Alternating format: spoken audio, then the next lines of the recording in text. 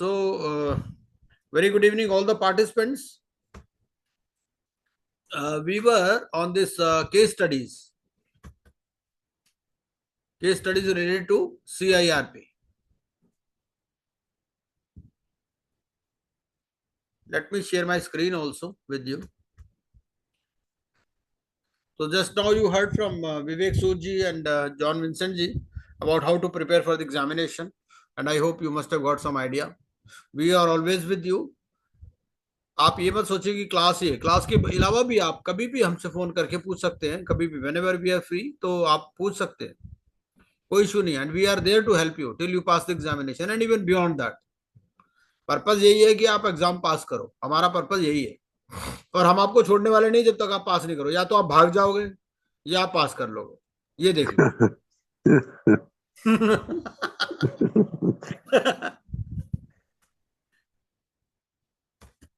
Yes. So case studies है ना. अब केस स्टडीज में थोड़ा सा और एक दो केस स्टडी देख लेते हैं. ये किसने पढ़ लिया? कुछ क्वेश्चंस पढ़े हैं आपने? इनमें से कुछ तो पढ़े होंगे.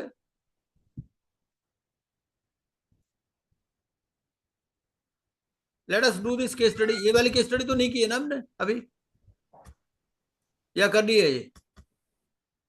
ये वाली केस स्टडी की है हमने? नहीं की है अभी नहीं किए सर. अभी नहीं की ना. तो ये एक बार पढ़ लीजिए. कौन पढ़ेंगे? ब्रजेश जी आप पढ़िए.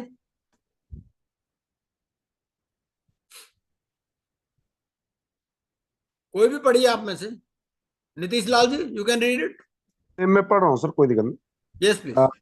XYZ Limited having its corporate office at New Delhi and registered office in Noida, UP. Corporate office Delhi, registered office Noida, UP. Company has taken loan from PNB New तो देखिए, Delhi. पहली लाइन में आपके दिमाग में आ जाना चाहिए कि भाई अगर पब्लिक अनाउंसमेंट होती है तो कौन से प्लेस पर होगी? कॉर्पोरेट ऑफिस में होगी, रजिस्टर्ड ऑफिस में होगी, दोनों जगह पर होगी. Registered office. नहीं, सब्सटेंशियल बिजनेस है तो दूसरी जगह भी करना पड़ता है कि हाँ, जहां पर भी सब्सटेंशियल बिजनेस है वहां पर आपको करना पड़ता है. रजिस्टर्ड ऑफिस एंड बात यह है कि देखिए दो बातें हैं. एक तो है पब्लिक अनाउंसमेंट की.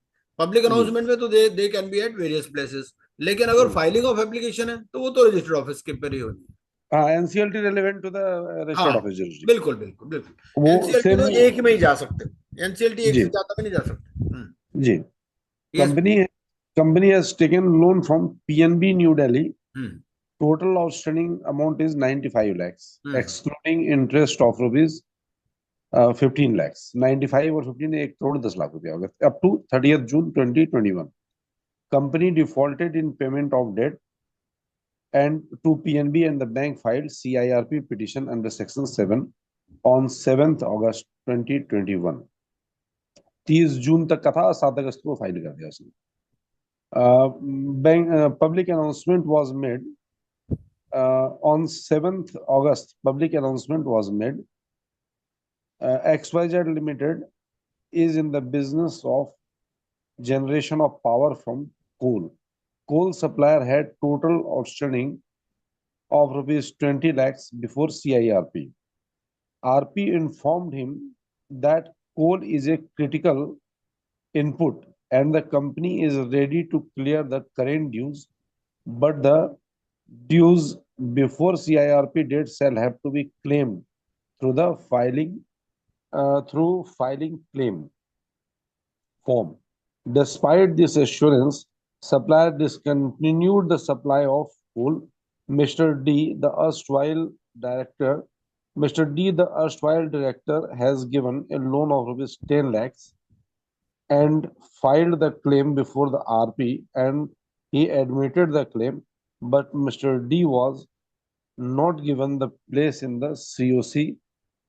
Mr. X, one of the creditor, having outstanding of rupees 15 lakhs, filed a claim on 25th 11, but the RP did not admit the claim. 25/11 को उसने क्या है, ये पब्लिक अनाउंसमेंट है 7 अगस्त का, तो इसका मतलब 90 डेज से ऊपर है इसका, है ना. तो अब ये you are all aware about the facts तो सबको क्लियर है? कोई डाउट तो नहीं है फैक्ट्स में? No sir, it's okay. अब देखिए, पहली line, first line, corporate office New Delhi, register office in Noida, तो इसका क्या रेलेवेंस है? यूपी मतलब नोएडा होगा, एनसीएलटी नोएडा मैंने यूपी में जहां भी हो। हाँ हाँ। और दूसरा, दूसरा पब्लिक अनाउंसमेंट के लिए इसका रेलेवेंस हो सकता है ना? Yes yes. अच्छा, अगर आपको, अगर आप आरपीए और पब्लिक, यही इतने ही फैक्ट्स दिए गए हैं, तो आप पब्लिक अनाउंसमेंट कहाँ कहाँ करेंगे? एक जगह करेंगे, दो जगह करेंगे, क्या करेंगे? दिल्ली एंड रजिस्टर्ड पे यूपी, हाँ जी। because corporate office also have the substantial place of business, है ना? हाँ बिल्कुल, तो दोनों जगह करेंगे आप पब्लिक अनाउंसमेंट अगर होगा तो, है ना? सर पब्लिक प्रॉब्ली अनाउंसमेंट के बारे में वो क्या कहता है, पब्लिक ऑफिस में देख लीजिए, पब्लिक सर अनाउंसमेंट का रेगुलेशंस बता दीजिए एक बारी। Sir quick question. हाँ, पब्लिक अनाउंसमेंट का आपका रेगुलेशन क्या कहता है?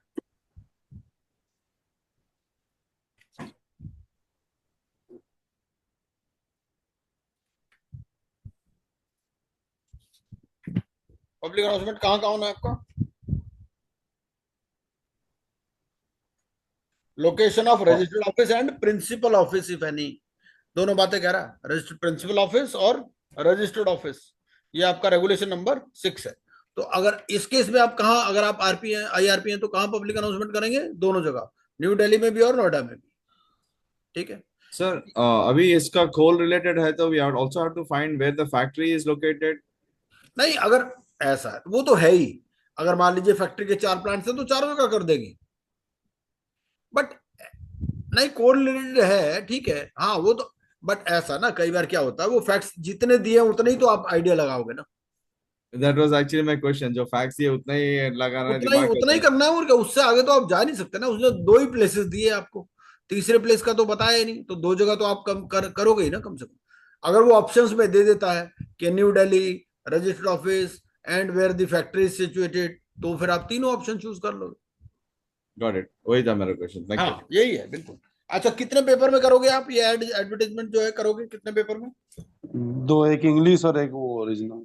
एक इंग्लिश और एक regional language newspaper with wide circulation, wide circulation भी होगा। ऑडिट से वाइड सर्कुलेशन के लिए ऑडिट ब्यूरो ऑफ सर्कुलेशन होता है, उसका डेटा होता है, उसके हिसाब से वाइड सर्कुलेशन आपको जज करना होता है। सर न्यू दिल्ली और यूपी का तो एक ही रहेगा ना, नोएडा का तो एक न्यूज़पेपर? क्यों रहेगा? वो तो एनसीआर में न्यूज़पेपर आता है ना, मैं अरे नहीं नहीं, एनसीआर की बात नहीं है, नहीं नहीं, प्लेस अलग अलग है ना भाई, स्टेट भी डिफरेंट हो गई है तो। तो 4 जगह जाएगा क्या? 4 जगह क्यों जाएगा? 2 ही जगह जाएगा, न्यू दिल्ली और हिंदी नोएडा। इंग्लिश, हिंदी इंग्लिश, है, Hindi English new Delhi, Hindi English UP, language वो तो है ही, बिल्कुल ठीक बात है। 4 जगह जाएगा। Okay sir. हाँ 4 जगह जाएगा, बिल्कुल ठीक बात है। हाँ, एक इंग्लिश में और एक रीजनल लैंग्वेज न्यूज़पेपर में। एक तो इंग्लिश में जो हो गया, दूसरा हिंदी में हो गया। जो दिल्ली वाला है वो भी इंग्लिश हिंदी में जाएगा, जो यूपी वाला है वो भी इंग्लिश हिंदी में जाएगा। अच्छा, आउटस्टैंडिंग लोन, आउटस्टैंडिंग लोन आपका 95 है, तो 95 पर हो जाएगी फाइल। नहीं, 10वां इंटरेस्ट भी तो सर 15 लाख का, वो भी ऐड होगा। हाँ नहीं सर, हाँ जी, बोलिए। नहीं नहीं सर, इंटरेस्ट भी ऐड होगा उसमें। हाँ, इंटरेस्ट भी ऐड होगा, है ना? डिफॉल्ट की डेट की डेफिनेशन में आता है, डेट हाँ। Includes principal as well as interest. ठीक है। अच्छा, डेट के ऊपर कुछ और सवाल पूछ सकता है इसके अलावा? वो मिस्टर डी का डेट है ना, 10 लाख रुपए, उसका पूछ सकता है। इसका और इसमें इसमें 2 क्वेश्चन बन सकते हैं। एक तो यह बन सकता है कि 90 इंटरेस्ट इंक्लूड होगा या नहीं, उस पे बन सकता है हाँ 95 + 15। बिल्कुल। और दूसरा क्वेश्चन ये बन सकता है कि जो वो एड्स वाइल डायरेक्टर है 10 लाख जो दिया है ना, हाँ उसका उसका क्लेम मतलब उसका एडमिट हो सकता है कि नहीं। तीसरा हाँ सर 20 लाख का कोल सप्लाई का बिल्कुल। ऑप्शन है। अच्छा, अगर इसमें एक और ऑप्शन हम ऐड कर दें कि इसका डिफॉल्ट हो गया लेकिन बाद में इसने पेमेंट कर दिया, तो ऊपर भी हो सकता है। है? एड्स वाइल डायरेक्टर है उसी का ना जो डिफॉल्ट हो नहीं नहीं, गया। एसवाल डायरेक्टर नहीं भाई, हाँ पीएनबी का आउटस्टैंडिंग लोन था, पहले हाँ डिफॉल्ट हुआ, और ये अब आपका ये, अब इसमें एक तो ये नहीं दिया कि डेट ऑफ एडमिशन क्या है। हम्म। आप नोट करिए, इसमें डेट ऑफ एडमिशन नहीं दिया, सिर्फ पब्लिक अनाउंसमेंट दे दिया। अगर हाँ ऐसा साफ दिया हो तो हम वो डेट ऑफ एडमिशन भी वही मान लेंगे, क्योंकि वहां हम्म पर इमीडिएटली वर्ड है, हम ये मान हम्म लेंगे कि 7 को एडमिट हुआ होगा। हम्म। या 3 दिन पहले? नहीं, 3 दिन पहले हम नहीं मान सकते। ओके। 3 दिन पहले हम नहीं, हम 3 दिन पहले कैसे मान लेंगे? हम तो 7 को ही मानेंगे, 7 को ही CIRP वो वैसे देगा वो नॉर्मली, ऐसा नहीं होगा कि नहीं देगा, बट अगर ऐसा कोई सिचुएशन आ जाए जिसमें ना दिया हो तो फिर वो 7 अगस्त ही होगा। अच्छा, अब ऐसा है कि ये 7 अगस्त को एडमिट हो गई, पब्लिक अनाउंसमेंट हो गई, और 10 अगस्त को इसने पेमेंट कर दी, मान लीजिए XYZ limited made payment to PNB, तो फिर क्या होगा? वो IRP के थ्रू विड्रॉल एप्लीकेशन डाल देगा, हाँ, कौन डालेगा विड्रॉल एप्लीकेशन? जो एप्लीकेंट है वो। एप्लीकेंट डालेगा। अच्छा, एप्लीकेंट बोलेगा एप्ली मुझे क्या पड़ी है, मेरा तो पैसा मिल गए, खत्म बात, तुम बाहर में जाओ, तुम डालो मत डालो, मैं तो नहीं डालता, फिर क्या होगा? नहीं, तो ये IRP को रिक्वेस्ट करेगा, जो बंदा जो ये है डेटर है, वो IRP को लिखेगा चिट्ठी, 3 दिन में उसको लेना पड़ेगा कॉग्निजेंस उसके ऊपर। नहीं, मान देखिए PNB का डेट था, PNB हम्म को अपना डेट मिल गया, हम्म। अब PNB कहता मैं तो नहीं डालता एप्लीकेशन, मुझे क्या जरूरत पड़ी एप्लीकेशन डालने की? तो भाई मैं उस केस में एप्लीकेशन भी डालूं, मैं बैंक गारंटी भी दूं। नहीं, तो उस केस में ये हो सकता है कि ये IRP को ईमेल लिखेगा और NCLT में एक एप्लीकेशन लगाएगा कि 3 दिन के अंदर तो कॉज ऑफ एक्शन एक्सटिंग्विश हो गया, तो उसको एक्शन देना पड़ेगा उसको। हाँ जी, इसमें बताइए क्या होगा? भाई देखिए, फैक्ट्स ये हैं कि हम मान लेते हैं कि एप्लीकेशन भी एडमिट हुई जो है 7 अगस्त को, ठीक है, 10 अगस्त को कंपनी ने पेमेंट कर दी PNB को। अब PNB मौज लेगा, PNB कहेगा मुझे क्या जरूरत है विड्रॉल एप्लीकेशन लगाने की, मैं काय को लगाऊं, क्योंकि मैं विड्रॉल एप्लीकेशन लगाऊंगा तो मुझे ही कहेंगे बैंक गारंटी भी दो, उसी को बोलेंगे ना, वो कहेगा भाई मुझे क्या जरूरत पड़ी। एक्स या एक्सपेंसेज के तो उसी को बियर करने पड़ेंगे। हाँ जी। जितने भी नहीं, ये कॉर्पोरेट एक्सपेंसेज होंगे, if he is applying for withdrawal then he has to bear it, hmm. ये इजंट तो सर? सर वैसे भी मान लीजिए, ये तो अलग केस है, लेकिन ये तो इससे IRP को तो कुछ मिलेगा ही नहीं ऐसे तो।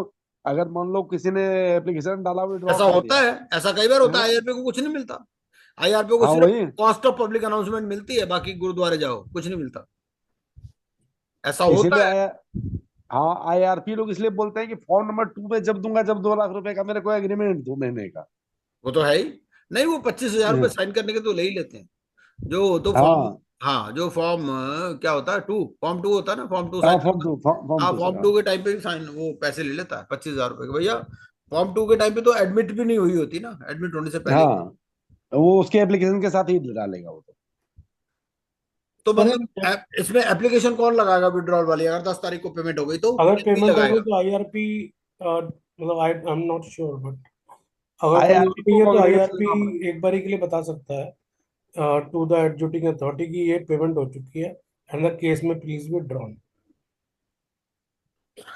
देखिए, एप्लीकेशन फॉर विड्रॉल तो लगेगी एप्लीकेंट के थ्रू ही, है ना, एप्लीकेंट ही लगाएगा थ्रू IRP। तो सर कौन लगाएगा? अच्छा, अगला क्वेश्चन हो गया आपका, XYZ limited is the business of generation of power from coal, ठीक है, तो कोल हमारे लिए आप समझ लीजिए कि क्रिटिकल इनपुट है, लिखा भी हुआ है coal is a critical input, और कोल सप्लायर के टोटल आउटस्टैंडिंग है 20 लाख के बिफोर CIRP, तो ये जो 20 लाख के बिफोर CIRP इनका क्या होगा? सर इसको पे वो नहीं उससे करना है, जरूरत नहीं है। Sir regular. ये मॉनिटोरियम लग जाएगा, ये पड़ा रहेगा। हाँ, ये ये पड़ा रहे। मॉरिटोरियम लग जाएगा, ये पड़ा रहेगा, इसमें तो यही है कि ये वाला पैसा क्लेम फॉर्म के थ्रू ही होगा, है ना, और लेकिन अच्छा जो ड्यूरिंग दी CIRP पीरियड है उसका वो क्या देने होगा? पड़ेंगे, वो है? वो देने देना पड़ेंगे। पड़ेगा, करंट ड्यूज तो बोल रहा है कि क्लियर कर रहा हूँ। नहीं करंट, एसेंशियल आइटम के तो देने पड़ेंगे सर। हाँ नहीं, तो करंट ड्यूज जो है वो क्या इंसॉल्वेंसी रेजोल्यूशन प्रोसेस कॉस्ट का पार्ट होगा नहीं होगा? हाँ बिल्कुल होगा। हाँ, क्योंकि वो क्या वहां पर क्या करता है, insolvency resolution process cost, we read the definition, उस डेफिनेशन में दिया हुआ है cost of running the business, जो रनिंग द बिजनेस है वो भी सारी की सारी कॉस्ट जो है वो आपकी इंसॉल्वेंसी रेजोल्यूशन प्रोसेस कॉस्ट का पार्ट बनती है। कुछ आप इसका रेगुलेशन नंबर बता सकते हो कुछ? किसका सर? Regulation 6 regulation 6, okay. और पब्लिक अनाउंसमेंट। नहीं, पब्लिक अनाउंसमेंट नहीं, हाँ हाँ, ये जो इंसॉल्वेंसी रेजोल्यूशन प्रोसेस कॉस्ट, इसका है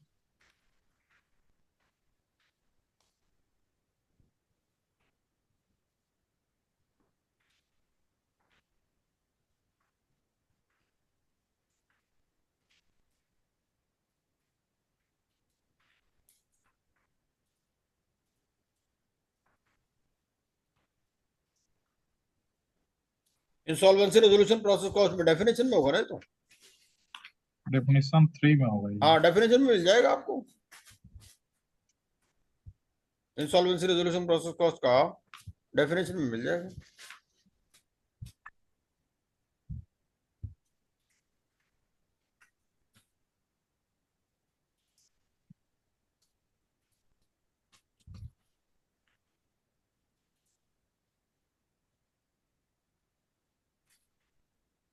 Gupta sir, good evening. Nitesh sir, मैं Good evening थोड़ा सा जी। मिस कर गया ये XYZ लिमिटेड और PNB के केस में। तो जैसा आप बोल रहे थे कि application for withdrawal under 12A तो फाइल करेगा, PNB ही फाइल करेगा ना थ्रू IRP। हाँ, मगर पीएनबी करेगा।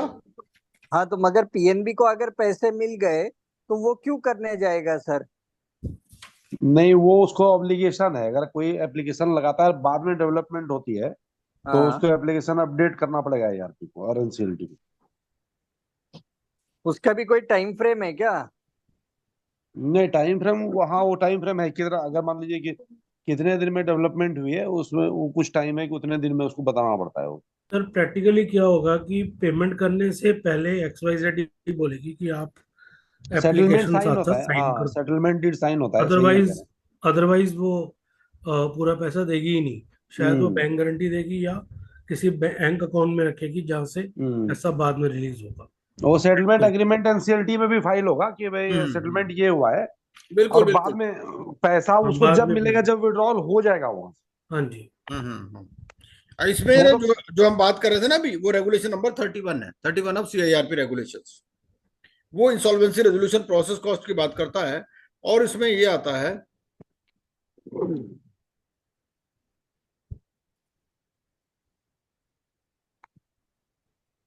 कि amount due to suppliers of essential goods and services, fees payable to AR, out of pocket expenses, amount due to persons whose rights are prejudicially affected, expenses incurred on or by the IRP to the extent ratified under regulation 33, expenses incurred under regulation 34, 34 में resolution professional cost है, और other cost directly relating to the CIRP and approved by the committee. Sir ये sir सारे इसमें आपके अपने insolvency resolution process cost part बनेंगे। इसमें बोर्ड ने अपना फीस भी रख लिया है हाँ, बोर्ड ने अपना फीस भी रख लिया। हाँ हाँ हाँ। 0.25%। तो ये 20 लाख वाला तो क्लियर है, 20 लाख में तो कोई दिक्कत नहीं है, इस तो क्लेम फॉर्म के थ्रू ही होगा, है ना। और CIRP is correct. Despite this assurance supplier discontinued the supply of coal. अब इसने डिसकंटिन्यू कर दिया तो IRP के पास क्या पावर, IRP क्या करेगा, ARP क्या करेगा? एडजुडिकेटिंग को एप्लीकेशन लगाएगा, उसको हाँ, डायरेक्शन एडजुडिकेटिंग दिलवाना। अथॉरिटी को पहले तो इसी को बोलेगा, पहले तो इसी को हम्म बोलेगा देखो भाई you have to go as per code of conduct, code of conduct में ये, otherwise it will be treated as violation of code of conduct, है ना। तो हाँ। इसके लिए आपको कंटेम्प्ट ऑफ कोर्ट का भी नोटिस आ सकता है। तो अगर if you do not comply with my instructions I will be compelled to file an application before the adjudicating authority. ऐसा करके पहले इसको भी पूरा इंफॉर्मेशन देगा ये, और उसके बाद में फिर एप्लीकेशन लगा देगा। मिस्टर डी जो अस्टवाइल डायरेक्टर है, पास्ट डायरेक्टर है, इसने लोन दिया हुआ है 10 लाख रुपए का, and he has filed the claim before RP and he admitted the claim, but mister D was not given the place in COC। लेकिन इसको COC में जगह नहीं दिया, जो पास्ट डायरेक्टर है। तो इसमें मेन बात यह है कि पास्ट डायरेक्टर जो है वो नहीं रिकॉर्ड, वो क्या पास्ट डायरेक्टर जो वो रिलेटेड पार्टी होता भी है या नहीं, पहली बात तो ये है। सर अगर उसका 2% का शेयर होल्डिंग है नहीं, यहाँ तो कुछ नहीं लिखा ना, यहाँ कुछ नहीं, लिखा ही नहीं। फिर सर रिलेटेड पार्टी नहीं है। एयरसवाइल डायरेक्टर सर नहीं होगा। अस्टवाइल डायरेक्टर वैसे ही नहीं होगा, अस्टवाइल डायरेक्टर जो है वो नहीं है ना। तो अब इसने क्या किया, इसने एडमिट तो कर लिया क्लेम उसका, लेकिन उसको COC में जगह नहीं दिया। तो COC में he will find a place और नॉट? या he will find it. Yes. And one of the creditors having outstanding of 15 lakhs filed claim on 25th November 2021। अब ये इसका CIRP डेट है 7th of August 2021, और 7th 90 days चला है। 90 days के बाहर हो गया। तो 90 डेज के बाहर अगर आएगा तो RP को एडमिट करना है, नहीं करना है, क्या करना? नहीं नहीं, करना। 90 तो डेज नहीं करना। नहीं, 90 डेज के बाद एडमिट कर सकता है वो, लेकिन उसको रीजन बताना पड़ेगा। अगर फिर भी नहीं करता तो फिर ये NCLT में जाके हाँ एडमिट बिल्कुल। कराएगा। तो इसमें सर एक जी, हाँ बोलिए। नहीं, इस मेरा सर एक दूसरा क्वेश्चन इससे रिलेटेड है हाँ हाँ कि अगर मान लीजिए कि कोई किसी के पास रेरा का ऑर्डर है ना, हाँ, ठीक है। होम बायर है लेकिन उसके पास रेरा का ऑर्डर है, बिल्कुल ठीक है। तो ऑर्डर जो है वो 1 करोड़ से ऊपर का है, ठीक है ना। मतलब जो उसने एग्जीक्यूशन फाइल किया है रेरा रेरा के ऑर्डर पे, रेरा बट वाले वो भी ना रिकवरी सर्टिफिकेट इशू करते हैं। हाँ रिकवरी सर्टिफिकेट मिल गया है उसको। हाँ हाँ। अब वो एग्जीक्यूशन करा रहा है, पर एग्जीक्यूशन होते वो रिकवरी सर्टिफिकेट पे जा सकता है एनसीएलटी में वो। नहीं देखिए ऐसा है, वो क्या, वो हमें ना डेट की डेफिनेशन में जाना पड़ेगा।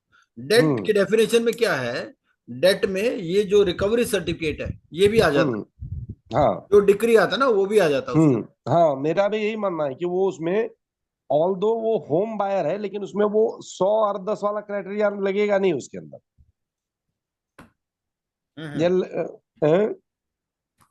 हाँ बिल्कुल ठीक है, वो तो वैसे भी तो फाइनेंशियल डेट है ना। नहीं, फाइनेंशियल डेट तो है सर। मान लीजिए अगर रेरा सर्टिफिकेट पे अगर 1 करोड़ से ऊपर एक ही बंदे का एप्लीकेशन फाइल हो जाए एनसीएलटी में, अदरवाइज वैसे अप्रोच वो करेगा तो फिर वो वाला हाँ वो क्राइटेरिया में तो है, जाएगा। ये बात ठीक है आपकी, बिल्कुल आई एग्री हैं? विद यू, क्योंकि आई एग्री विद ये यू ऑन दिस। और इसके लिए हमें क्या हाँ है, सेक्शन 3 में जाना होगा। एक बार हम सेक्शन 3 में जाते हैं तो जी सेक्शन 3 में क्या बोलता है, सेक्शन 3 में बोलता है क्रेडिटर की डेफिनेशन। सेक्शन 3 जी सब सेक्शन 10 अगर हम देखें तो क्रेडिटर जी बोलता है, creditor means any person to whom a debt is owed and includes a financial creditor, operational creditor, secured creditor, unsecured creditor and a decree holder। तो ये जो हम्म रिकवरी सर्टिफिकेट है ये डिक्री होल्डर में आ जाएगा। हाँ, ये आप सही कह रहे हैं सर, मेरा भी ऐसा ही ओपिनियन है हाँ कि तो सेक्शन मेरे 3 को सब किसी ने सेक्शन 10 से गवर्न होगा ये। मेरे को सर किसी ने रीच आउट किया था। एक और मैं सर क्वेश्चन पूछता हूँ इसमें। एक बंदे ने क्या किया कि सेटलमेंट कर लिया क्रेडिटर से। ठीक है जैसे उसने ऑपरेशनल क्रेडिटर ने फाइल किया, इसने बोला यार ऐसे तो मेरे पास कुछ है भी नहीं, तो सेटलमेंट कर लो, मैं धीरे धीरे करके दे दूंगा पैसा तुम्हें। ठीक जब है। वो सेटलमेंट उसने कर लिया तो फिर उसके बाद उसने बोला मैं अब नहीं देता पैसा तुमको। और तब तक क्या है कि ये इसका लिमिट रिवाइज हो गया था फाइल करने का। मतलब ये जो केस था ये 1 लाख वाले का केस था ये। समझ गए समझ गए। बाद में लिमिट हो गया 1 करोड़। अब तो वो एनसीएलटी में जा भी नहीं सकता है। हाँ अब अगर वो चाहे भी तो भी एनसीएलटी में दोबारा नहीं जा सकता वो। ठीक है। तो इसका एक तो तरीका ये है कि ये तो सेटलमेंट को इसने वायलेट किया तो उसका एप्लीकेशन लगाया जाके एनसीएलटी में, हम्म। या फिर और इसके पास क्या रेमेडी बचेगा। वो तो देखिए ऐसा है, इसके लिए ऐसे डिस्प्यूट्स के लिए कमर्शियल कोर्ट्स भी बने हुए हैं, तो कमर्शियल कोर्ट्स है आजकल, नहीं, सिविल कोर्ट कमर्शियल तो है कोर्ट तो सर ही। इफेक्टिव नहीं होगा ना, वहां तो जाएगा अगर। तो ये तो एनसीएलटी में जाकर के इसने तो अच्छा ऑर्डर ले लिया था, एडमिट भी हो गया था मामला, पिटिशन एडमिट हो गया था, और सेटलमेंट उसने फाइल कर दिया दोनों ने। हम्म। और जब सेटलमेंट साइन करने के बाद जब वहां से वो बाहर हो गया तब बोलता है मैं नहीं देगा, नहीं देता पैसा। नहीं वो अब ठीक है, दोबारा वो तो ऐसा है हाँ ना भाई, वो तो फिर एनसीएलटी में जाएगा ना, एनसीएलटी में जाएगा और हम्म एनसीएलटी उसको ऑर्डर करेगा। भाई देखिए पहली बात तो ये है कि अब जब हम उसका 1 लाख की बात कर रहे हैं तो इसका मतलब उसका हम्म। अमाउंट भी कम होगा, 1 करोड़ से कम ही होगा। ना उस समय बहुत कम था, हाँ तो तीन चार वही है लाख ना। रुपए का था। हाँ तो एनसीएलटी बोलेगा उसको कि भाई पेमेंट करो। पेमेंट एनसीएलटी, करो ऐसा बोलेगा। एनसीएलटी के सामने ही तो सेटलमेंट हुआ ना। हाँ, सेटलमेंट फाइल हुआ था एनसीएलटी में। हाँ तो सेटलमेंट अगर हुआ और ये कॉर्पोरेट डेटर है, कॉर्पोरेट है। हाँ तो कॉर्पोरेट डेटर तो एनसीएलटी बोलेगा कि भैया because करो। at the time of initial date of filing, it was default, hmm and against that default, that settlement made, hmm. isn't it? नहीं वो ठीक है, लेकिन हाँ नहीं, अभी क्या है देखिए, जैसे मान लीजिए कोई डिफॉल्ट जब हुआ है ना, उस समय तो देखिए ऐसा लिमिटेड। है ब्रजेश जी, इसका आंसर ये है, हम्म देखिए हमें सबसे पहले क्या देखना होता है, cause of action. Cause of hmm action क्या है, कॉज ऑफ एक्शन डिफॉल्ट है। हम्म अब आप देखिए ये जो आपका अमेंडमेंट आया 1 लाख टू 1 करोड़, ये भी तो एक हम्म पर्टिकुलर डेट को आया ना। उस हम्म पर्टिकुलर डेट से पहले वाले एक लिमिटेशन पीरियड तो अप्लाई होता ही ना। तो हम्म लिमिटेशन पीरियड तो 3 इयर्स है, हम्म लिमिटेशन एक्ट में तो 3 इयर्स है ना from the cause of hmm action. Hmm अब बात यह है कि ऐसा नहीं कि 1 करोड़ रुपए वाला आया तो अगर हम्म उससे 2 दिन पहले डिफॉल्ट हुआ तो उन पर हम्म तो 1 ही लाख लग रहा है ना। हम्म भाई मान लीजिए हमारा 25 कितने को आया था, 25 मार्च को आया था ना। 20 मार्च 2020 को आया था अमेंडमेंट। ये 20 मार्च 2020 को आ गया हमारा है। हम्म हाँ तो अगर मान लीजिए किसी का डिफॉल्ट 18 मार्च को हुआ है, 18 मार्च दो हम्म हजार बीस को, तो हम्म उसपे तो 1 करोड़ ही, उसपे तो 1 लाख ही लग रहा है ना। हम्म तो अगर उसपे 1 लाख लग रहा है तो उसका एक्शन कब तक ले सकता है, वो 3 साल तक ले सकता है अगले। हम्म तो अब ये जो आप वाला केस बता रहे हो इसमें ये भी देखना हम्म। पड़ेगा, 3 साल तो नहीं हुए होंगे इस चीज को अभी। नहीं, कॉज 3 ऑफ साल नहीं एक्शन हुआ अगर लेकिन इनिशियली देखे हो तो एनसीएलटी उसका ऑर्डर कर देगा। एनसीएलटी का भी Okay. ऑर्डर को नहीं मानेगा तो कॉन्टेम्प्ट ऑफ कोर्ट का प्रोसीडिंग चलाएगा उसके अगेंस्ट में, और क्या हम्म भाई, once you have agreed before the court, hmm है ना, तो फिर कॉन्टेम्प्ट प्रोसीडिंग चलेगा उसका अगेंस्ट में। जी और सर। अगर एडजुडिकेटिंग अथॉरिटी चाहे तो लिक्विडेशन भी ऑर्डर कर सकता है, हम्म अगर वो चाहेगा तो लिक्विडेशन ऑर्डर भी कर सकता है उसका, Because it will क्योंकि be कुछ है ही नहीं treated मान as a लीजिए, resolution plan, isn't it? है। It can be treated as a resolution plan to हाँ resolve the बिल्कुल issue. बिल्कुल ठीक बात है, राइट। वो डिपेंड करेगा फैक्ट्स ऑफ द केस के ऊपर, adjudicating authority will decide this, जी तो आप सर। फैक्ट्स बता रहे हो, लेकिन क्या है, Yes, cause sir. Of action तो है ना, cause of action is still alive.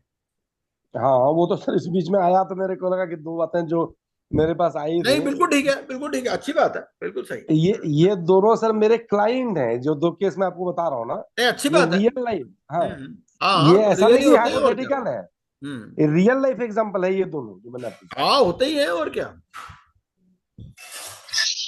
तो सर सर ये एक बार इसमें ये 90 डे वाला फिर से बता दोगे कि जो आरपी है ये क्लेम एडमिट करेगा अगर क्लेम 90 डेज के बाद आता है? 90 डेज, देखिए 90 डेज के बाद आता है तो उसका डिस्क्रिशन है। अच्छा। कई बार क्या ऐसे में, इसमें ना बहुत सारे केस लॉज हैं, क्योंकि ये सारे केस क्या होता है एनसीएलटी में जाते हैं, तो कई बार एनसीएलटी कहता है भाई 90 डेज हो गए तो भी क्या है यार, तुम अगर एडमिट इसका जेन्युइन क्लेम जेन्युइन है तो एडमिट कर लो। अच्छा। दोनों तरह के केस लॉज है। कई ठीक है बार वो सर, एडमिट ठीक। कर लेते तो कहते तुमने कैसे एडमिट कर लिया, नहीं एडमिट करते तो कहते तो भाई तुमने क्यों नहीं एडमिट किया, इस तरह से। तो बात ये है कि सबसे पहले तो उसको देख भाई, सबसे पहले तो उसके सामने भी कुछ तो लॉजिक रखेगा ना वो, कि भाई 90 डेज में मैं क्यों नहीं सबमिट कर पाया। अब ये बताएगा भाई देखो मुझे तो पूरा प्रोसेस भी कंप्लीट करना है, मेरे को तो 180 डेज या 270 डेज या 330 डेज में पूरा प्रोसेस भी कंप्लीट करना है। अब तुम सोए रहो मान लो, तो तुम बताओ क्यों नहीं तुमने 90 डेज में किया, और वो अगर ना चाहे तो ठीक है, फिर तो उसको एडजुडिकेटिंग अथॉरिटी के पास ही जाना पड़ेगा, वो कुछ नहीं कर सकता। जो क्लेमेंट है अगर ये हाँ आरपी सर, हाँ। रिक्वेस्ट कर देता है 90 डेज के बाद में, क्योंकि देखो ना इसको तो इन्फॉर्मेशन मेमोरेंडम बनाना है, कितनी चीजें बनानी है इसको, बनानी है। तो ये ऐसे सबको अलाइव रखता रहेगा तो फिर दिक्कत आएगी ना इसको भी, तो इसको तो क्लोज करना है ना प्रोसेस को, तो नॉर्मली वो एंटरटेन करेगा ही नहीं 90 डेज के बाद, क्यों एंटरटेन करेगा, उसको तो और भी चीजें करनी है ना। तो ये कुछ क्वेश्चंस हैं, कहाँ पर इसको फाइल करनी है, और जहां पर उसका रजिस्टर्ड ऑफिस है, रजिस्टर्ड ऑफिस इसका है आपका नोएडा में, तो ये एनसीएलटी इलाहाबाद में चली जाएगी, है ना, एनसीएलटी प्रयागराज। अच्छा, सीआईआरपी एप्लीकेशन ये तो सबने करेक्टली आंसर कर ही दिया है ना, क्योंकि इसमें क्या है कि ये जो है default is including interest is in excess of 1 crore, ठीक है ना। अगर एग्जैक्टली 1 करोड़ होता तो क्या एडमिट हो जाती, नहीं होती, हाँ हो जाता हाँ है हो जाता है तभी हो जाएगा। हाँ एग्जैक्टली 1 करोड़ पे भी हो जाएगी, ठीक है जी। ये जो आप डेट बता रहे थे ना, इसमें है कि 24 मार्च है, वो 20 मार्च नहीं है, 24 अच्छा मार्च को आया है 24th है क्या? ओके। हाँ 24 मार्च है, 20 मार्च को सर वो आया था क्या, जो कोविड वाला आया था क्या? तो 25 मार्च है। 25 को आया था वो। वो 25 को आया था, हम्म, ओके। हम्म, हम्म। अच्छा, सप्लायर्स, इसका भी क्वेश्चन सबने सही आंसर कर दिया है, कि इसमें जो है after moratorium the supply of critical goods can not be stop provided current dues are clear, है ना, तो करंट ड्यूज क्लियर करने हैं, और बाकी वो फिर नहीं रोक सकता, है ना। इसके लिए हमारे पास दो जगह इसमें वो है, एक तो इंसॉल्वेंसी रेजोल्यूशन प्रोसेस कॉस्ट की डेफिनेशन दे रखी है हमारे पास, ठीक है, ये इंसॉल्वेंसी रेजोल्यूशन प्रोसेस कॉस्ट की डेफिनेशन आपको सेक्शन 5 में भी दे रखी है मेरे हिसाब से, है ना। सेक्शन 5 में अगर आप देखेंगे, section 5 sub section 13, section 5 sub section 13 अगर आप पढ़ें तो बोलता है any cost incurred by the RP in running the business of the corporate debtor as a going concern, तो ये इंसॉल्वेंसी रेजोल्यूशन प्रोसेस कॉस्ट का पार्ट बनेगी, ठीक है भाई। इसको भी तो देखो, ऐसा है कंपनी पहले ही डूबी हुई है, इसको भी तो कुछ एश्योरेंस चाहिए ना, कि भाई तुम सप्लाई करते रहो, जब सप्लाई करते रहो तो उसको ये भी एश्योरेंस देगा कि भैया देखो ये इंसॉल्वेंसी रेजोल्यूशन प्रोसेस कॉस्ट का पार्ट बनेगी, सेक्शन 5 सब सेक्शन 13 के हिसाब से, तो सबसे किसी भी क्रेडिटर को पेमेंट हो उससे पहले आपको पेमेंट होगी, तो उसको भी एश्योरेंस रहेगा, ये है ना, section 5 sub section Sir, 13। sir, sir, under this definition of the insolvency professional cause, the point D, yes, expense, yes, any cost incurred at the expense of government to facilitate the insolvency resolution process. Hmm. So that is covering this board fees.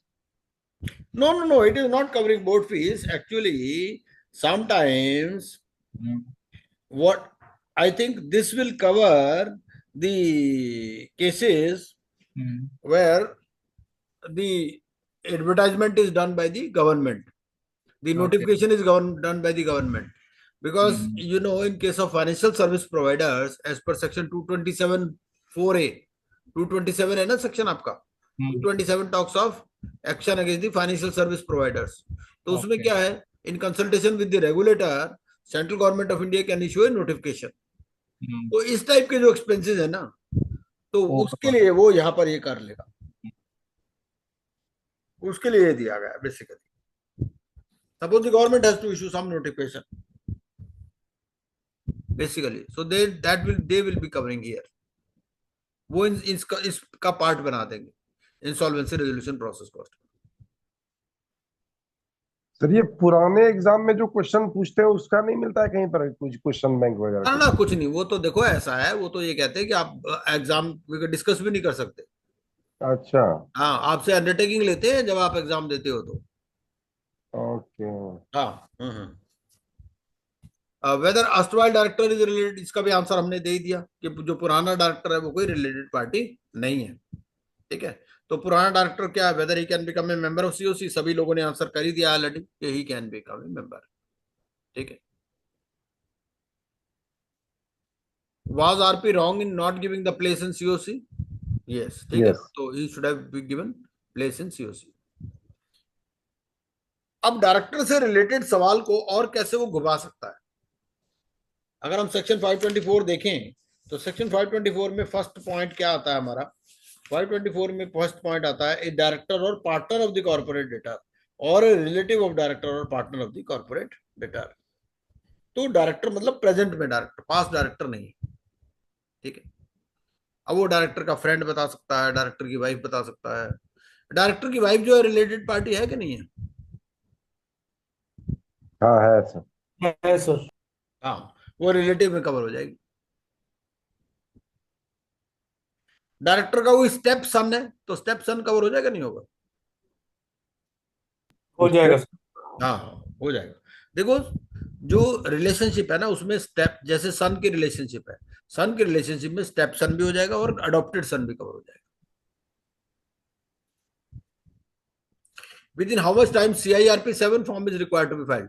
CIRP 7 form के बारे में पता है कुछ, क्या होता है CIRP 7? जी sir. क्या होता है फॉर्म? ये जब भी इसमें एक्सटेंशन मांगने होते हैं.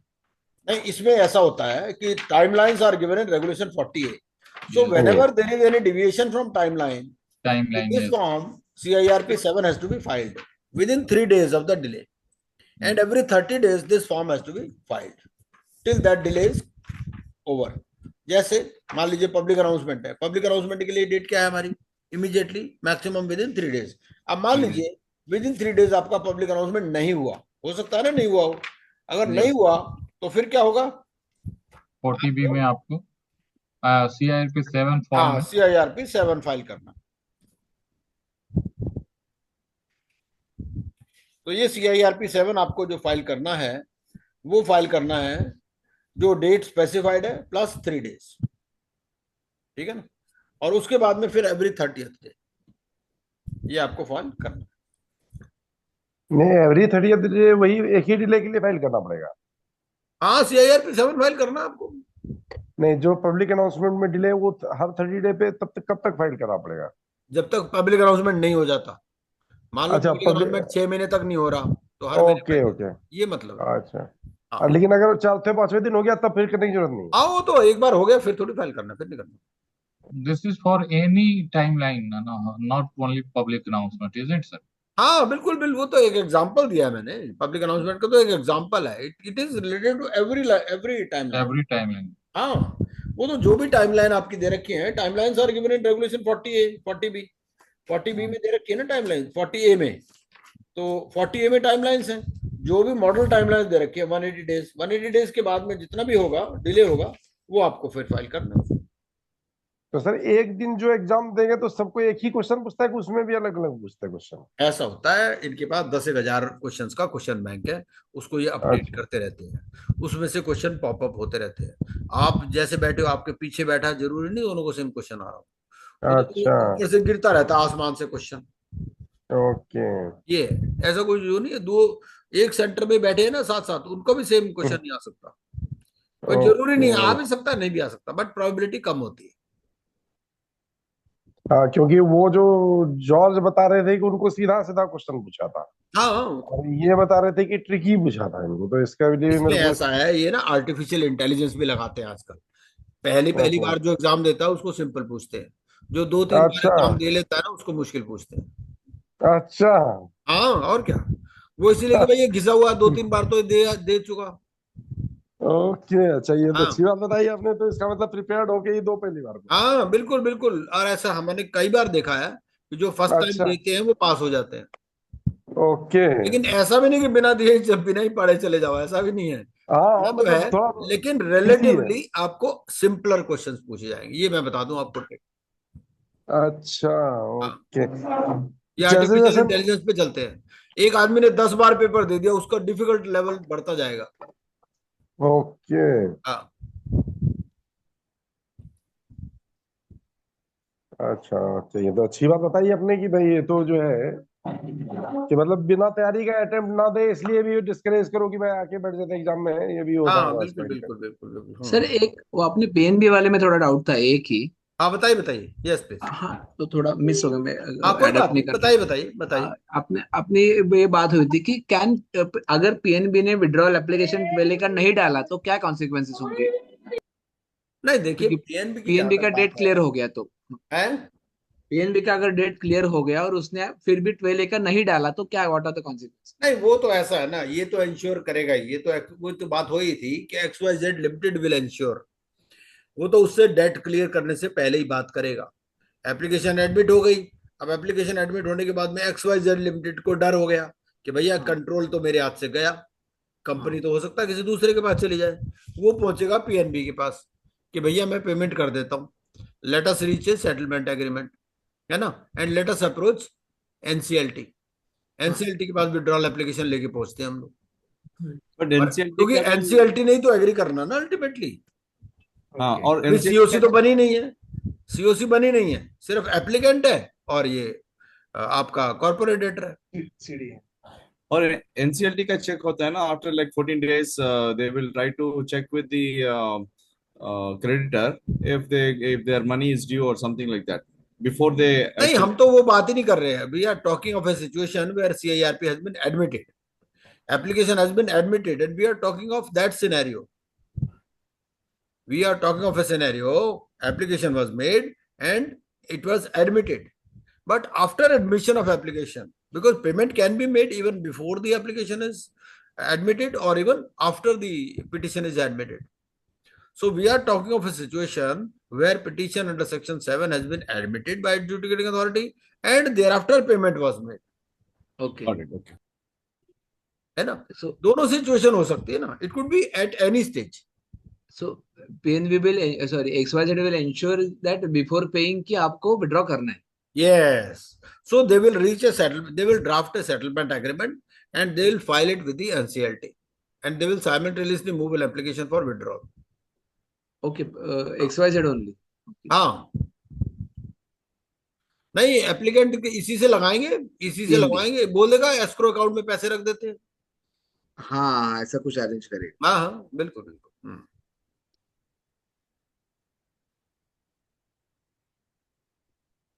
ये तो हमने कर ही लिया था, ये भी हमने कर लिया था मेरे ख्याल है ना, this we had discussed yesterday,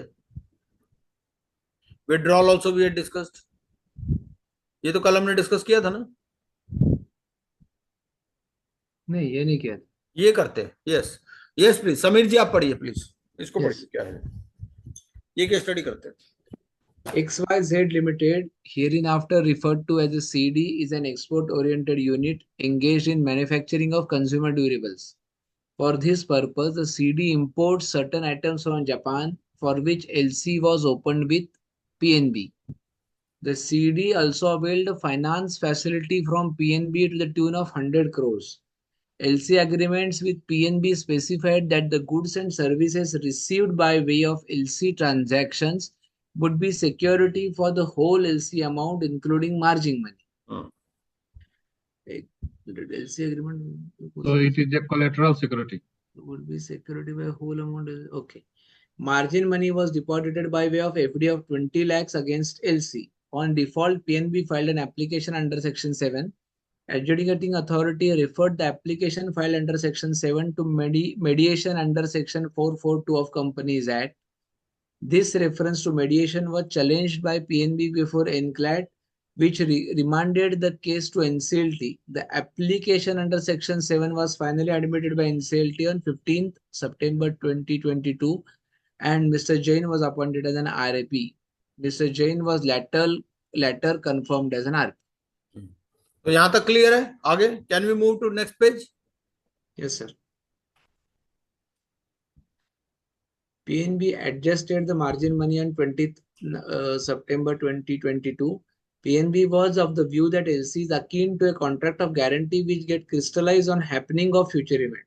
The margin money has the character of the trust for the benefit of beneficiary as long as the LC is alive, and the same cannot amount to an asset of the CD. Mr. Jain, however, IRP, is of the view that the margin money cannot be appropriated by a bank once the moratorium is in place, as it would amount to proceeding barred by virtue of Section 40. So this is the first point. Whether adjustment by PNB is correct or not. PNB says that they can adjust it. IRP says you cannot adjust it. So can we go back once? Yes. Actually, simple facts are an LC was opened and naturally bank insists for some margin money against LC. So for margin money, they gave this FD. This is the brief fact. In a nutshell, if you ask me, XYZ Limited has opened an LC for which margin money is given. Now, whether this margin money can be adjusted or not after CIRP is No. it is admitted.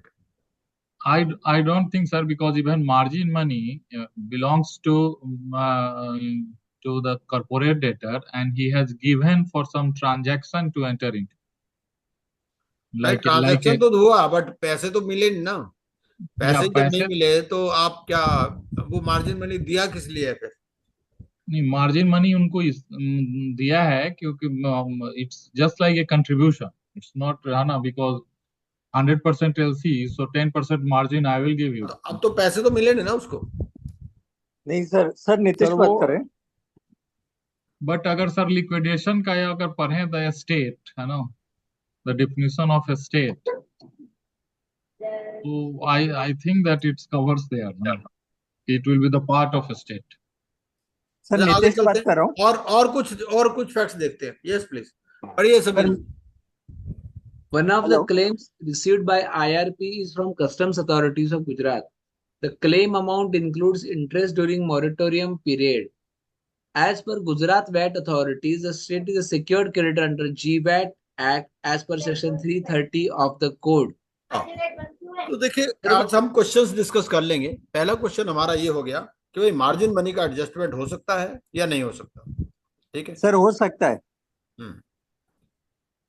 दूसरा question हमारा ये है कि ये जो secured creditor है, क्या only financial creditor can be secured creditor और operational creditor can also be secured creditor? आपको क्या लगता है? सर रेनबो जजमेंट के बारे में है क्या ये? हाँ बिल्कुल बिल्कुल. हाँ वो सेक्शन 3 सब सेक्शन 30 बोलता है. सेक्शन 3 भी क्लियर है. सेक्शन 3 सब सेक्शन 30, सेक्शन 3 सब सेक्शन 30 इफ वी रीड, वो क्लियरली बोलता है कि creation of security Gujarat VAT act के अंदर लिखा हुआ है. Basically Gujarat VAT act if you read तो वहां पर लिखता है वो क्या लिखता है? Secured creditor means a creditor in favour of whom security interest is created. और गुजरात वैट एक्ट में क्या लिखा है? गुजरात वैट एक्ट में लिखा है कि भैया अगर कोई डीलर जिसने रजिस्ट्रेशन लिया हुआ है, अगर वो कोई पेमेंट नहीं करता तो VAT authorities have right of attachment, ये लिखा हुआ है गुजरात वैट एक्ट में।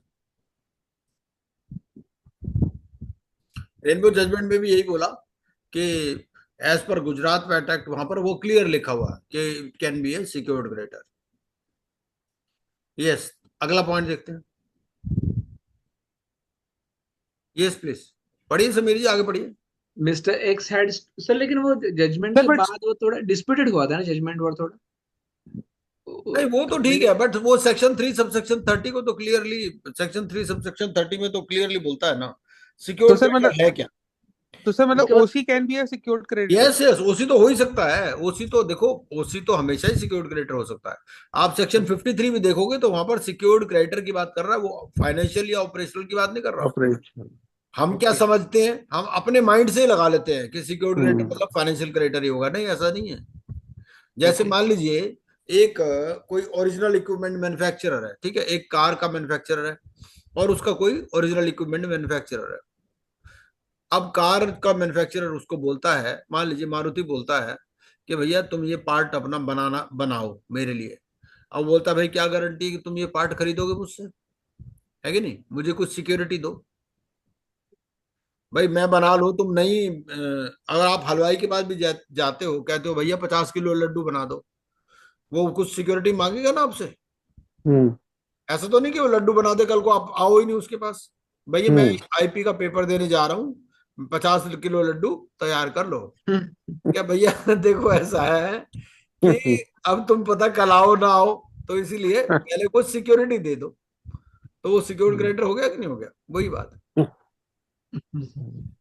हाँ जी। सर मिस्टर तो उस एक्स रेफरेंस से, सर एक सेकंड, उस रेफरेंस से जो आपने अभी मिठाई की बात करी और आईपी के एग्जाम की बात करी, हाँ उस रेफरेंस से तो जो मार्जिन मनी पीएनबी के पास है 20 लाख का, तो वो तो पीएनबी का पूरा पूरा हक बनता है, बिकॉज उसके सामने उसने 100 करोड़ की एलसी दी है ना। तो है तो ही। दैट इज, हाँ बिल्कुल बिल्कुल, जजमेंट भी यही है, जजमेंट यही है, सुप्रीम कोर्ट का जजमेंट है, एडजस्ट कर सकते हो। यस, आगे देखते हैं। Mr. X had stood personal guarantor for the loan availed by CD. Mr. X, consequent upon execution of the guarantee bond, has acquired Canadian citizenship. अब इसमें क्या PNB, हुआ कि गारंटी दे दी, गारंटी के टाइम पे तो वो इंडियन सिटीजन था, अब वो कैनेडियन सिटीजन बन गया, हो सकता है ना। हाँ, हाँ। PNB is contemplating filing an application against personal guarantor. Hmm. However, RP is of the opinion that an application should be moved before the Canadian authorities through Indian government under Section 234 for enforcing the guarantee against a foreign citizen. Hmm. 234 code का section है sir. हाँ, और क्या। अब PNB, अब बात इसमें ये है कि भैया अगर कोई फॉरेन सिटीजन है तो उसके अगेंस्ट में एक्शन हो सकता है या नहीं हो सकता। इसको, इसका आंसर कहाँ मिलेगा आपको, पर्सन की डेफिनेशन में मिलेगा। सर पर्सनल की डेफिनेशन में आपने पहले ही बताया था कि वो इंडियन सिटीजन हो या फॉरेन सिटीजन हो, वो स्कोप में कवर हो जाना चाहिए। बिल्कुल बिल्कुल बिल्कुल बिल्कुल, वो क्लियरली लिखा हुआ है आपका। अगर आप सेक्शन 23 सबसेक्शन 23 पढ़िए, क्या बोलता है, any other entity established under statute and includes a person resident outside India. तो जो रेजिडेंट आउटसाइड इंडिया वो भी कवर्ड है पर्सन की डेफिनेशन में।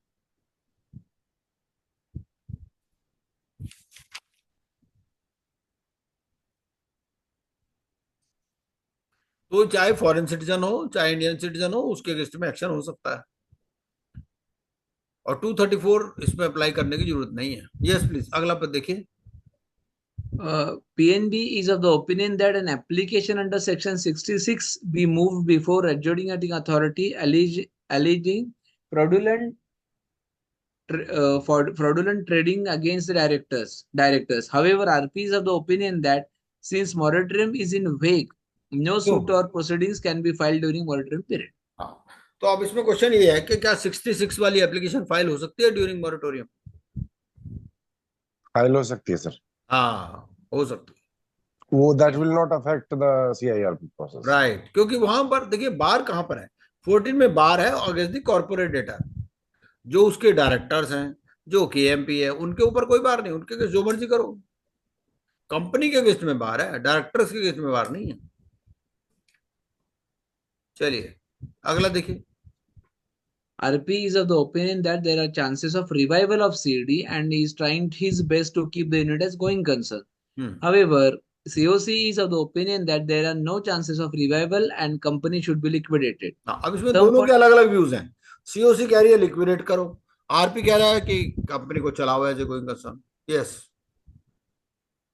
Some funds are lying in the bank account of the CD for which an agenda item was placed before the COC to authorize certain debits from the account. This agenda item was taken for voting, but one of the COC member abstained from voting, and this action resulted in not passing the agenda item with the requisite majority.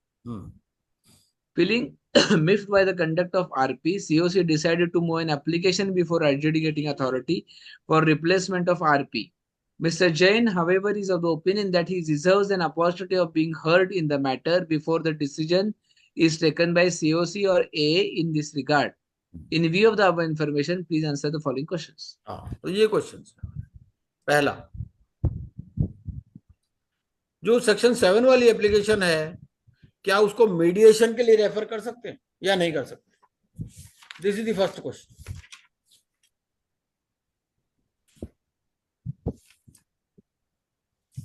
Section 7.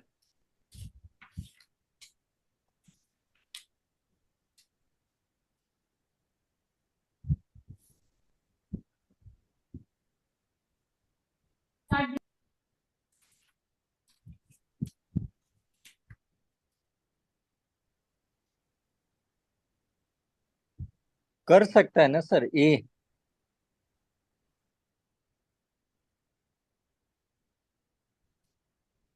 Sir दो party हैं किसी एक transaction में, दोनों किसी चीज के लिए कंसेंट कर रहे हैं, तो मीडिएशन में कोई रुक तो होनी नहीं चाहिए. देखिए, सेक्शन 7 वाली एप्लीकेशन में ऐसा कुछ नहीं लिखा हुआ. सेक्शन 7 वाली एप्लीकेशन में क्या लिखा है कि भैया आपका डिफॉल्ट हो गया. डिफॉल्ट तो हुआ ना, डिफॉल्ट हो गया तो एप्लीकेशन एडमिट कर लेगा वो. सिर्फ जो पर्सनल गारंटर ना उस केस में लिखा हुआ ये.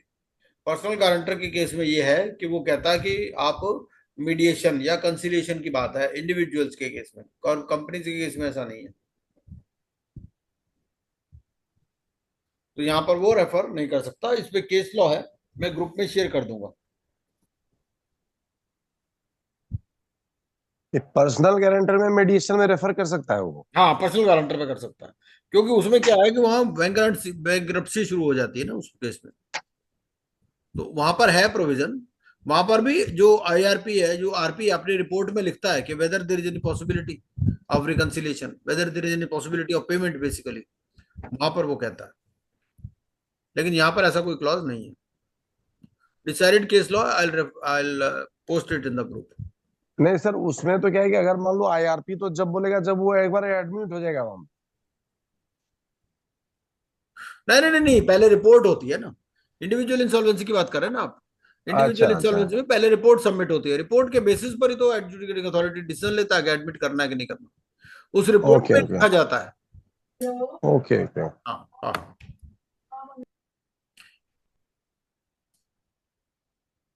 अच्छा, PNB, is PNB right in adjusting the margin money? The answer is Yes. because margin money has the character of the trust for the benefit of the beneficiary. मतलब ये it is money held in trust. अब money held in trust जो है वो liquidation estate का part भी नहीं बनती है, आपको मालूम होगा. क्योंकि बेसिकली ये है किसके, ये तो PNB के बेनिफिट के लिए रखा हुआ ना उसने पैसा, कि भाई अगर मुझे पैसे नहीं मिलेंगे तो मैं इसको एडजस्ट कर लूंगा. यही तो बोला ना उसने. ये थोड़ी कि पैसे भी नहीं मिले और ये भी वापस कर दो. सर तो डिफॉल्ट के, अब जैसे आपने लड्डू बनवाने के लिए दे दिया, भैया देखो ऐसा 50 किलो लड्डू बना देना, मैं IP एग्जाम से बहुत तंग आ चुका हूँ, मैं कल देने जा रहा हूँ पेपर, मेरे लिए 50 किलो लड्डू तैयार कर दो और ये पकड़ो 10,000 रुपए. ठीक है, अगले दिन पहुंच गए, भाई ऐसा है मेरे 10,000 वापस कर दो, कि मैं तो पास हुआ नहीं, तो लड्डू मुझे चाहिए नहीं. तो क्या वो 10,000 वापस कर देगा आपके? नहीं करेगा. हाँ, नहीं करेगा ना, क्योंकि वो it is money held in trust for the benefit of the beneficiary. Sir एक सवाल मेरा है. हाँ सर अगर मान लीजिए किसी एक पार्टी का 1 करोड़ रुपए का फंड आउटस्टैंडिंग होता है और हाँ, उस ठीक है. केस में उसके पास सिक्योरिटी है लेट्स से 20 लाख रुपीस की, तो वो ये एडजस्टमेंट के बाद वैल्यू कंसिडर किया जाना चाहिए कि पूरा का पूरा 1 करोड़ कंसिडर कर लेना चाहिए? पूरा का पूरा. नहीं, क्वेश्चन एक बार दोबारा रिफ्रेम कीजिए आप। सर मैं ये कह रहा हूँ, मान लीजिए मेरा किसी एक पार्टी से 1 करोड़ रुपए का फंड रिसीव करना था, और मैंने ना सिक्योरिटी के तौर पे, मार्जिन मनी के तौर पे 20 लाख रुपए अलग से कहीं सेव कर रखा है। सो पार्ट उसी की को बात दे ये आ रखा रही है, है कि उसी को दे रखा है ना हाँ, 20 लाख रुपए। हाँ ठीक है, मार्जिन मनी जैसे भी हम रख सकते हैं। हाँ, मार्जिन मनी उसी को तो दिया होगा, जैसे हाँ इसमें जी, बैंक को एफडी दे रखी है मार्जिन मनी के हाँ लिए। जी, बिल्कुल बिल्कुल बिल्कुल। तो अब हाँ, सवाल ये आता है कि क्या वो 1 करोड़ रुपए को कंसिडर किया जाएगा कि 80 लाख को कंसिडर किया जाएगा? 1 करोड़ को किया जाएगा। भाई इसके लिए ना हमें डेफिनेशंस में जाना होगा, और डेफिनेशन में हमें सेट ऑफ की डेफिनेशन में जाना होगा।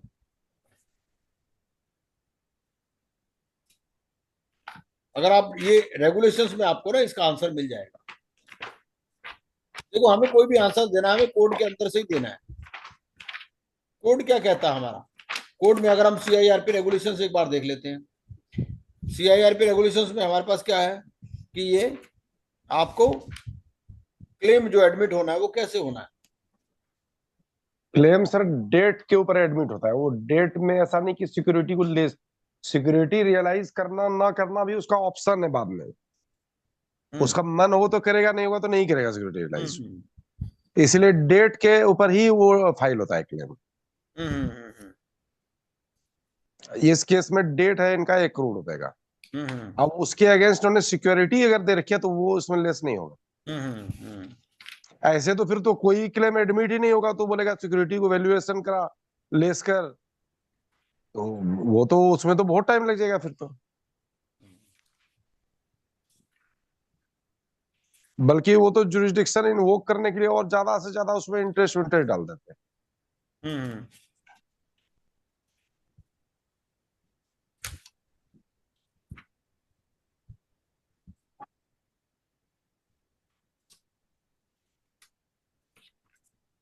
सर हमें दोनों पार्टी के बिहाफ पे कभी कभी अपियर करना पड़ता है ना। कभी हो सकता है कि सीओसी के बिहाफ पे हो या कॉर्पोरेट डेटर के बिहाफ पे हो, तो हमें ये समझना पड़ेगा कि क्या स्टैंड पॉसिबल हो सकता है, क्या सवाल हम पिक कर सकते हैं जो कि हमारे फेवर में हो सकता है। To have a better understanding possibilities तो हम चेक करेंगे ही करेंगे ना। बिल्कुल बिल्कुल।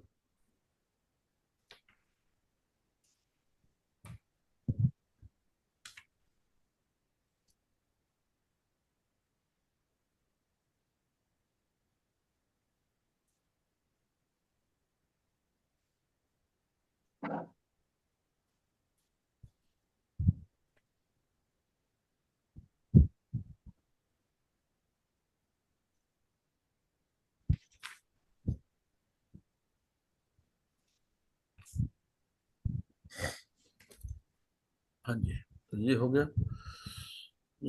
ये तो हो ही गया था हमारा। अच्छा, ये गुजरात वेट अथॉरिटीज वाला ये रेनबो पेपर का जजमेंट है। वो कहता है सेक्शन 3 सब सेक्शन 30 जो है, it defines secured creditor to mean a creditor in favour of whom security interest is created.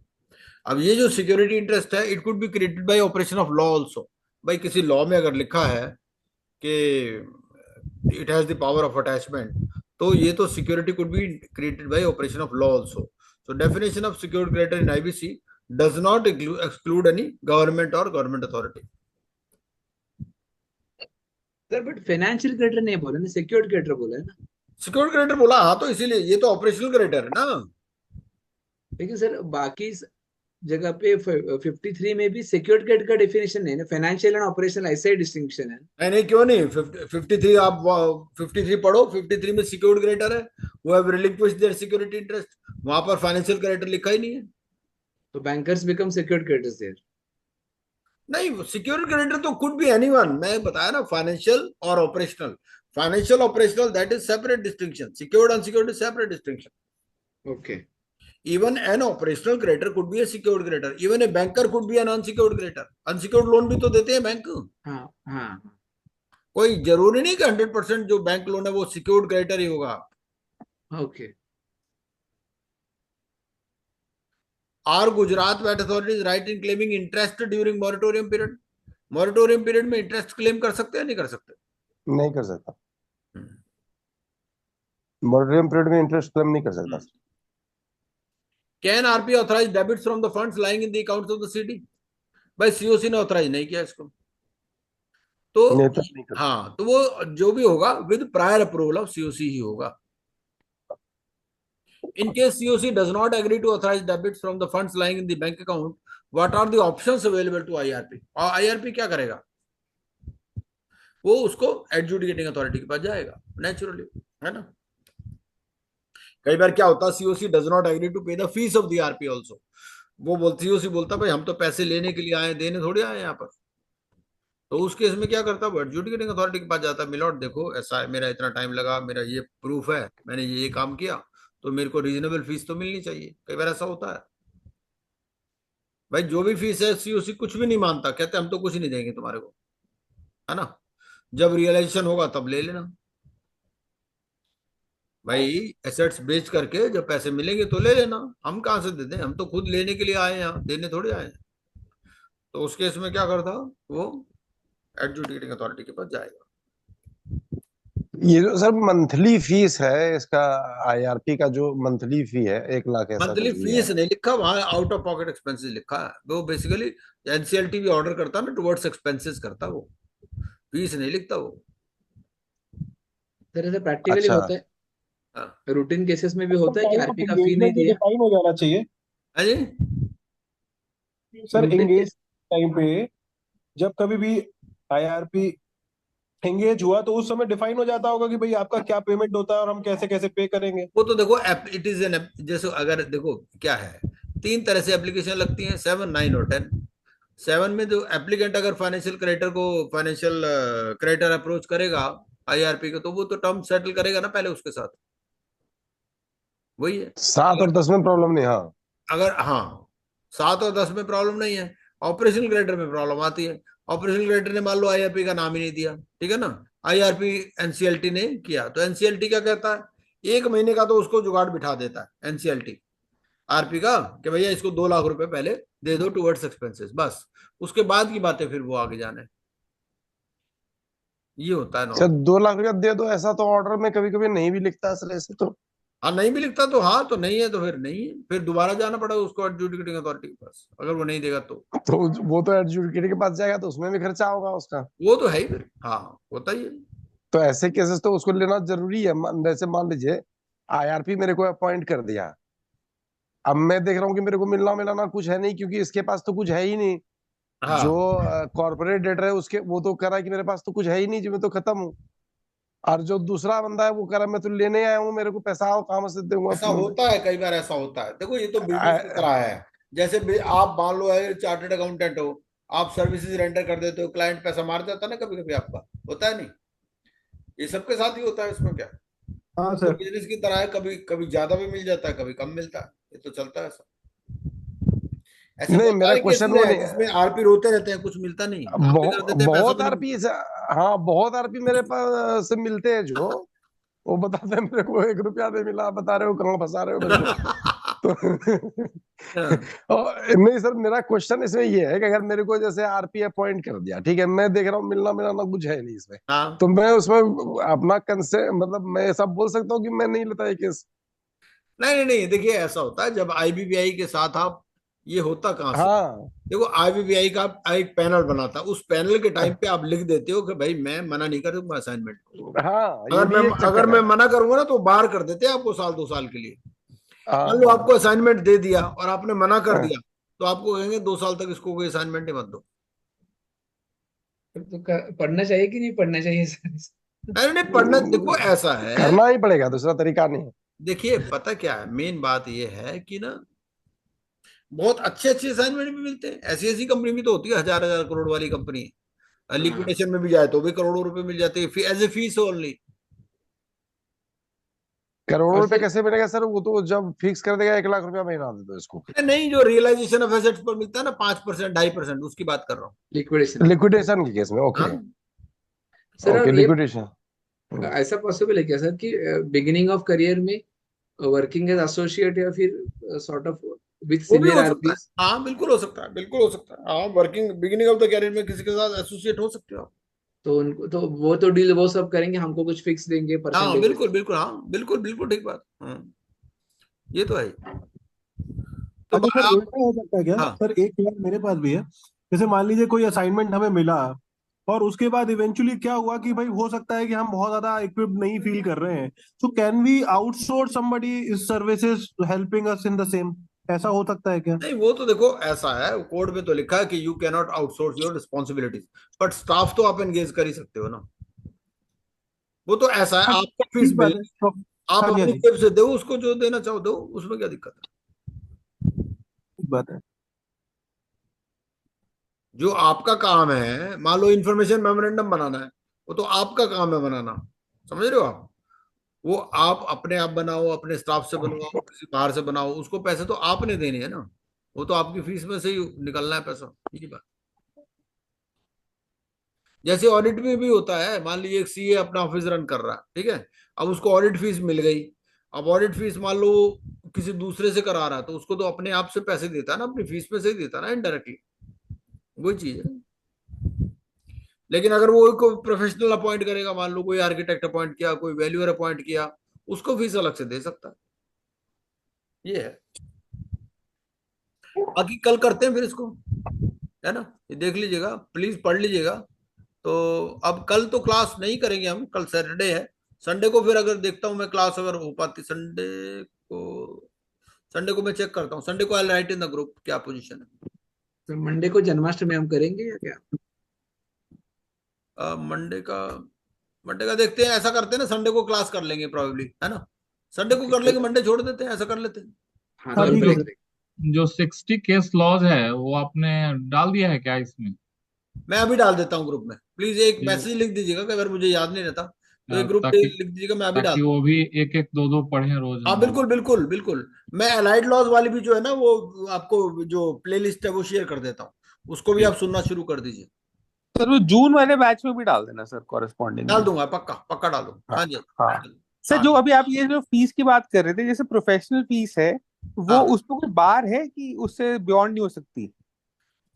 ऐसा ना, वो तो क्लेम्स एडमिटेड के बेस पर है ना, आपका जो सीआईआरपी रेगुलेशंस में आप हाँ पढ़ोगे, तो हाँ ये आपकी फीस है बेस्ड हाँ। ऑन द क्लेम्स एडमिटेड, जो भी अच्छा आपके क्लेम्स है ना, क्लेम्स के ऊपर है कि 1000 अच्छा। करोड़ है तो 5 लाख रुपीज पर मंथ है, इस तरह से है। सर 50 केस लॉस के अलावा और क्या चीज कह रहे हो? मैं ग्रुप में मैसेज ऑलरेडी इनिशिएट कर दे रहा हूँ। 50 case laws and allied laws. ये 60 case playlist laws, playlist allied laws, हाँ ओके। हाँ, मैं डाल, हाँ जी। Okay sir, good night. Okay जी, तो tomorrow there is no class, so we'll be probably having a class on Sunday. I'll write in the group. Yes, Okay, good night. okay जी, good night.